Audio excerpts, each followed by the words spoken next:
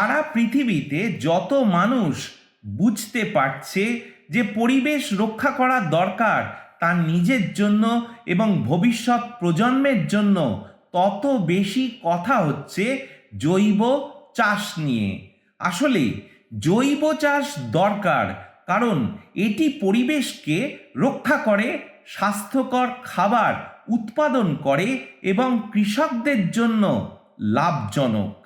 এটি রাসায়নিক সার ও কীটনাশকের ব্যবহার ছাড়াই মাটি ও জলকে দূষণমুক্ত রাখে এবং মাটির উর্বরতা বাড়ায়।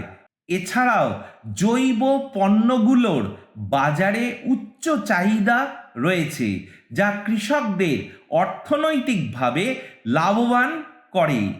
জৈব চাষ পদ্ধতির পরিবেশগত সুবিধা হলো রাসায়নিক সার, কীটনাশক এবং আগাছানাশক ব্যবহার না করার কারণে মাটি ও জল দূষণমুক্ত থাকে। জৈব সার ব্যবহার করার ফলে মাটির উর্বরতা এবং জৈব পদার্থ বৃদ্ধি পায়, যা মাটিকে দীর্ঘস্থায়ীভাবে উর্বর রাখে।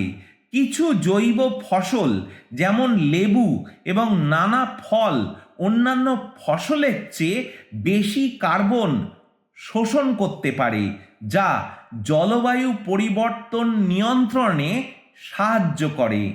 জৈব পদ্ধতিতে উৎপাদিত ফল ও সবজিতে রাসায়নিকের অবশিষ্টাংশ থাকে না এবং এতে পুষ্টিগুণ বেশি থাকে।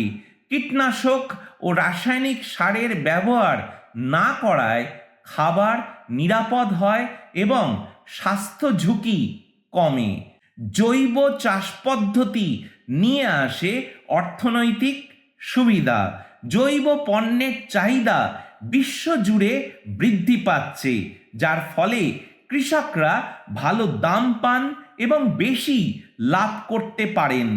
দীর্ঘমেয়াদীভাবে রাসায়নিক সার ও কীটনাশক কেনার খরচ কমে যাওয়ায় উৎপাদন ব্যয় হ্রাস পায়।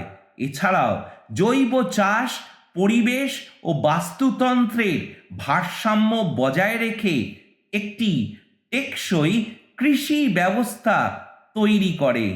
শেষে বলতে হচ্ছে যে প্রাকৃতিক কীটনাশক এবং পরোক্ষ পদ্ধতি ব্যবহার করে কীটপতঙ্গ নিয়ন্ত্রণ করা হয়, যা পরিবেশের জন্য নিরাপদ।